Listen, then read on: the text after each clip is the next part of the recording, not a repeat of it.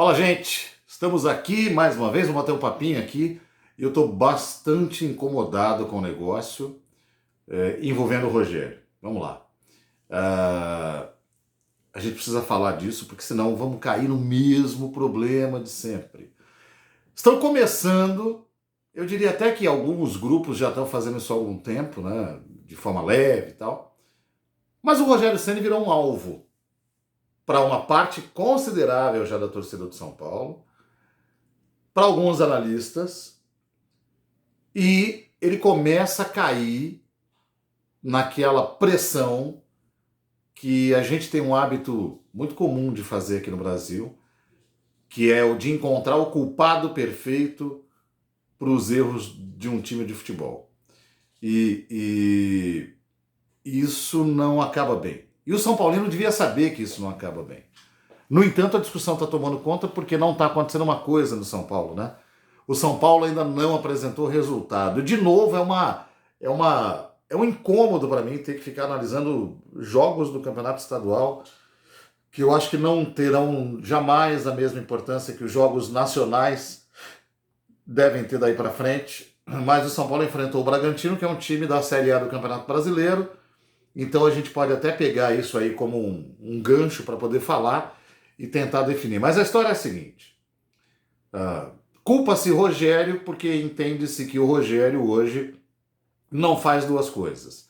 Não consegue dar ao time do São Paulo condição de jogo competitivo e foi contratado no momento errado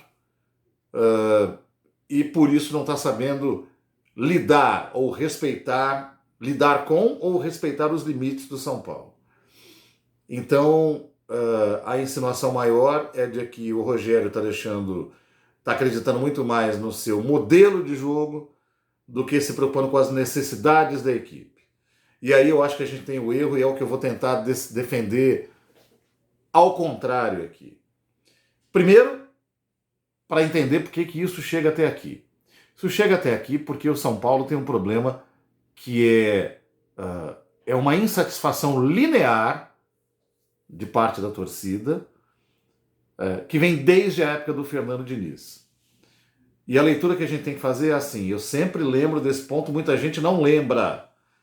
O Raí, quando diretor de futebol, apesar dos vários erros que cometeu, teve um acerto em termos de observação sobre o time, que foi dizer, entre 2018 e 2019, que o São Paulo precisava de um modelo de jogo e que o São Paulo precisava criar esse modelo de jogo, ou seja, algo a ser constantemente exercitado e, se possível, repetido, naquilo que o São Paulo apresentou ao longo da maior parte da sua história. Qual seja futebol rápido, vistoso, de toque de bola, de envolver o adversário para chegar ao gol e ganhar jogos. Esse é o DNA do São Paulo ao longo das décadas. Em algum momento você vai encontrar times um pouco mais defensivos, times um pouco mais cascudos, mais duros, mas se você contar toda a história dos 92 anos do São Paulo, você vai encontrar, na maior parte desse tempo, times com essa característica. E naquele momento ele colocou o Jardine como técnico porque não havia opção e ele entendia que o Jardine era o cara que podia dar aquele desenho naquele momento. Acreditava-se nisso por causa da capacidade daquele time da base que ganhava tudo. Não deu certo, o São Paulo teve que recuar, contratou o Cuca, que veio com o Mancini. O Cuca até tem um DNA de futebol ofensivo, mas estava numa época onde ele olhava muito mais para o defensivo e tinha um auxiliar que era muito preocupado com a proteção da equipe também. Quando o Cuca sai, ainda querendo encontrar alguém que pudesse tocar essa ideia de jogo, o São Paulo não tinha lá muita opção e apostou no Fernando Diniz por causa das suas convicções. Aí nós temos aquele capítulo. O Fernando Diniz consegue no São Paulo implantar um pouco do que ele tinha implantado, talvez no seu maior sucesso, que foi o Audax, lá atrás, e o São Paulo começou a ganhar um corpo.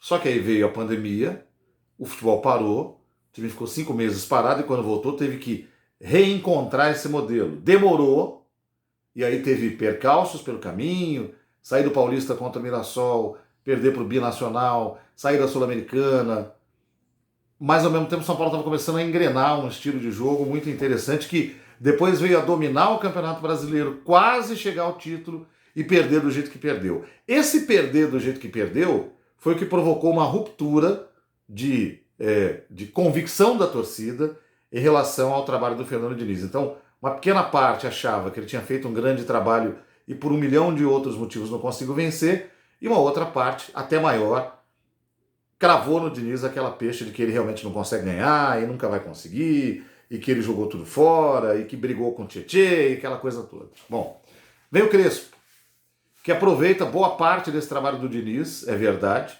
mas dá uma cara mais competitiva para a equipe e ganha o Campeonato Paulista.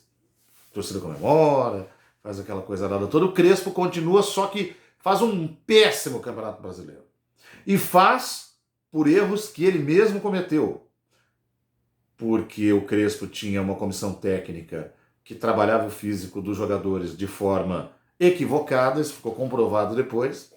Era um time que perdia jogador toda hora por causa de esforço excessivo muscular.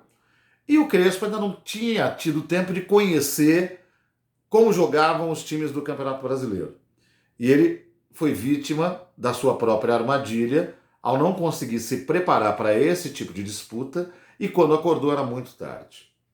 O São Paulo já tinha passado 10 rodadas sem ganhar nenhum jogo, e quando você começa a ganhar na 10ª, você não vai ganhar o título, e se você tiver percalços no meio do caminho, você pode começar a pensar até em cair. E aí ele saiu. E aí veio o Rogério Ceni. Veja bem, o Rogério Ceni é o atual, agora não mais, né? Mas era o atual campeão brasileiro de futebol quando foi contratado pelo São Paulo. Tinha vindo de um trabalho fantástico no Fortaleza. O Flamengo acreditou nisso e conseguiu ganhar um título com ele. Depois ganhou ainda Copa dos Campeões, né?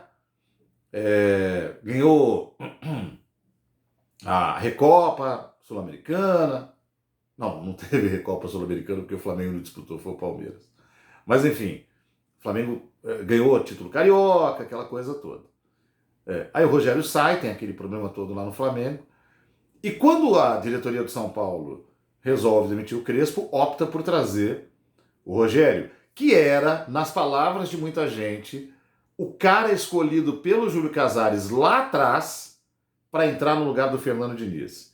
Inclusive sem se preocupar em não tornar pública essa informação, o que, na minha visão, inclusive, pode ter atrapalhado um pouco da concentração do time em algum momento, como outras atitudes da diretoria. Por exemplo, avisar antes que ia demitir a comissão técnica, avisar antes que ia tomar a posse do clube já no começo do ano. Eu acho que isso contribuiu demais para a perda daquele título, porque tinha a questão da pandemia e da confiança que os jogadores tinham amarrado com aquela diretoria anterior, por pior que ela fosse, mas havia um acordo ali. Isso quebrou esse acordo, né? E o São Paulo, na mesma época, começa a perder, mas a gente já falou disso, enfim. E veio o Rogério. Após a saída do Crespo, se a gente recuar de novo, era para ele ter sido técnico ali. Só que aconteceu um negócio nesse meio do caminho, né? O Rogério foi para o Flamengo e na intenção de se mostrar próximo da torcida, fez elogios, aquela coisa, que é natural, porque ele era técnico do Flamengo, pô, né? E a gente tem que saber separar essas coisas. E aí criou uma certa birrinha, até com gente da imprensa que torce para São Paulo e que fala por aí, tá? Amigos nossos até, mas alguns sentem mais, outros menos, né? Começam a questionar a postura e o caráter do Rogério, enfim. Quando o Rogério chega ao São Paulo no final de 2021, ele é cobrado por isso, a torcida independente não faz homenagem, pedem que ele se retrate, ele não se retratou, e eu concordo absolutamente com ele. Tem a menor condição de você chegar lá e falar, olha, desculpa por um dia ter falado bem do Flamengo. O que é isso? Tava lá, pô. Né? Tava lá. Tele Santana viveu a vida dele de jogador no Fluminense, foi técnico do Atlético, foi técnico de um Palmeiras excepcional, técnico da Seleção Brasileira e técnico do São Paulo coroando a carreira.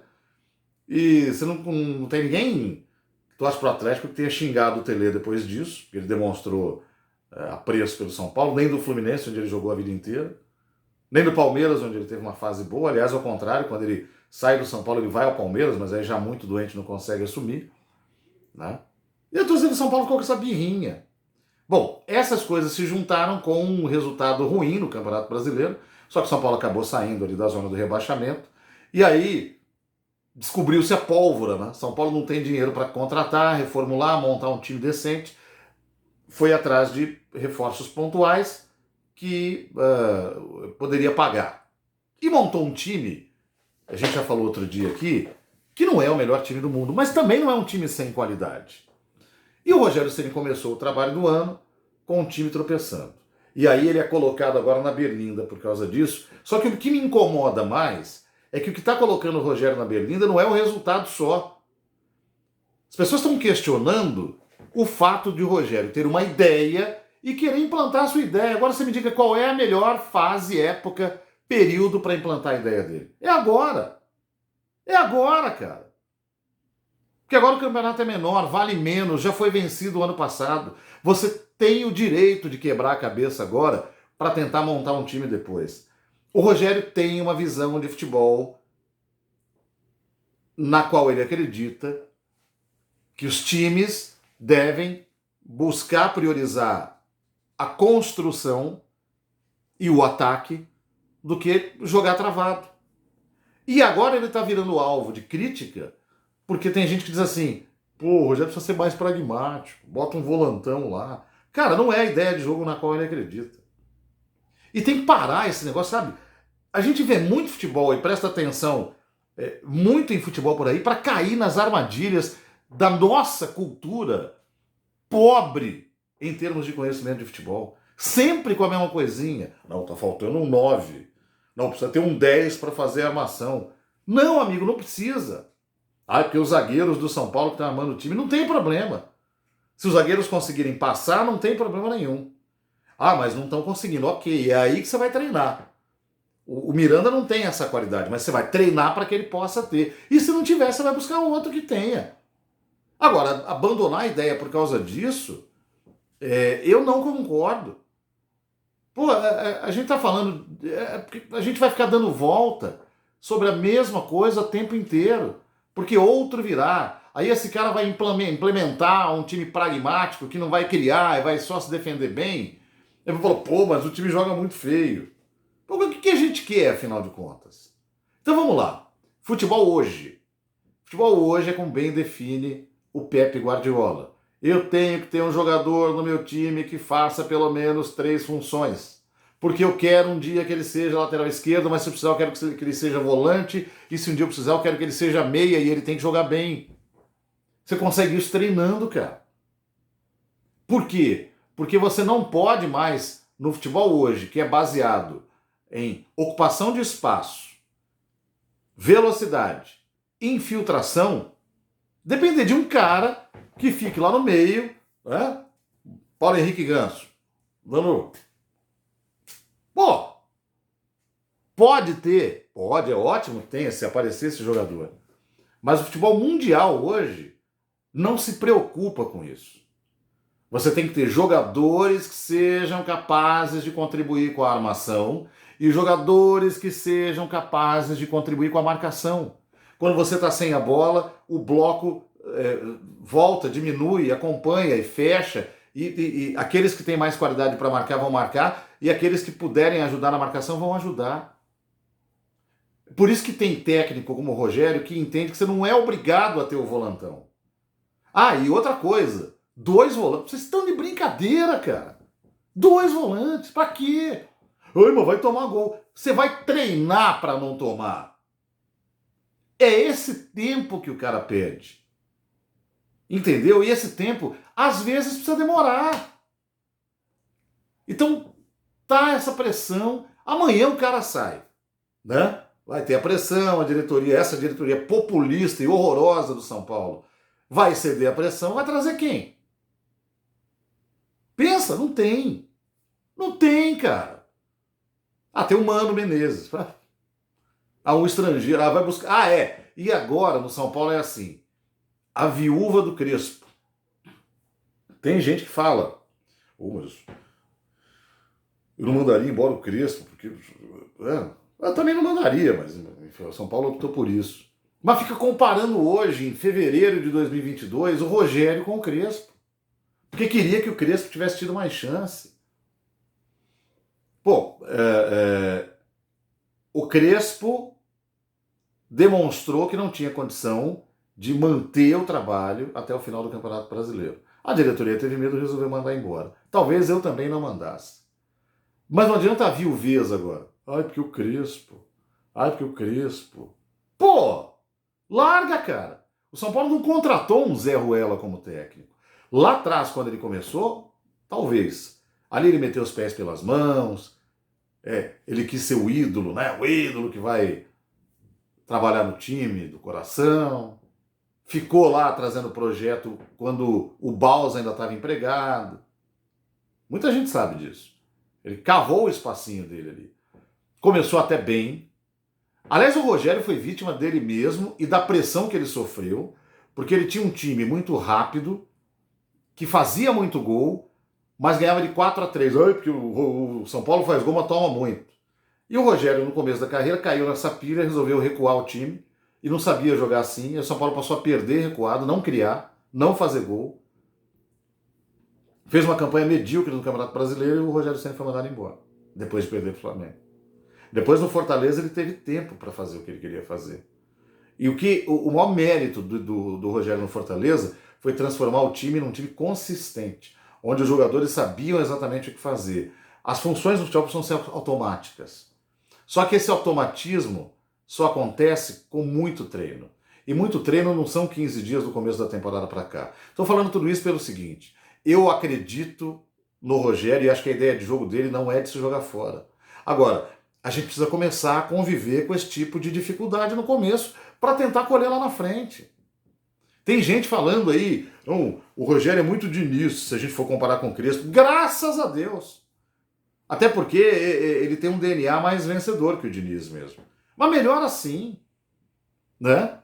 Porque com a insistência e a execução, é provável que a gente tenha um time que jogue melhor depois. Veja, eu estou focando toda a minha fala no Rogério, poderia estar falando do time. O time tem várias lacunas. O Miranda não tem condição de ser o zagueiro titular absoluto do São Paulo mais. O jogo que ele fez ontem foi um horror. Tá? O Volpe é questionado pela torcida. Agora fizeram lá o dossiê dos gols bonitos que ele toma. Esse cara não tem paz, cara. O São Paulo é um time que tem dificuldade de marcar gol e o goleiro é o perseguido. E quando não é o goleiro, agora é o técnico. Tá? O São Paulo tem o Igor Vinícius na lateral direito. O que é isso? Você vai conseguir o quê com isso? E o São Paulo trouxe o Nicão, deu a ele a camisa 10 como se ele fosse o novo Sadio Mané. Pô, para, né? Para. Isso antes dele ser contratado, eu dizia já. Pode contratar? Pode, mas não o trate como a maior estrela do time, porque ele não é. Então tem essas dificuldades também. Agora, ainda assim é possível fazer um time competitivo? É. Consistente? É. Tem duas coisas que precisam acontecer. Tem que dar tempo para o Rogério e a diretoria, vou insistir nesse ponto, precisa dizer: nós estamos pagando os jogadores, ou nós estamos tendo dificuldade de pagar os jogadores, mas fizemos um acordo com eles e estamos cumprindo. Eu vou insistir nisso até que o São Paulo pare de ter que pagar salário de jogador atrasado quando ele está em outro clube daqui 2 anos. Essa é uma parte importante também, porque o jogador não pode jogar de graça. Então é isso. Calma. Calma. Ontem o time jogou bem. De ontem, o que pode evoluir é não falhar tanto na defesa. E depois construir melhor para o ataque. Mas eu prefiro um time... Claro que se o Luan voltar, ele vai dar mais segurança. Evidente que vai. Mas eu não gosto da dependência de um Luan. Não é que ele não possa jogar. O N'Golo Kanté joga lá no Chelsea. Ele é um Luanzinho. Se bem que ele tem mais qualidade, vai à frente, chuta mais e tal. Mas é um jogador eminentemente de proteção.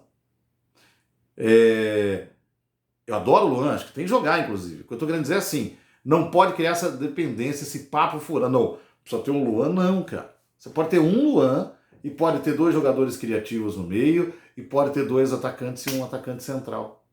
O futebol fica melhor assim. E quando você acerta um time assim, ele costuma dar mais resultado do que os pragmáticos. É por isso que eu luto. E é nisso que eu acredito. Valeu, gente. Obrigado pela atenção mais uma vez.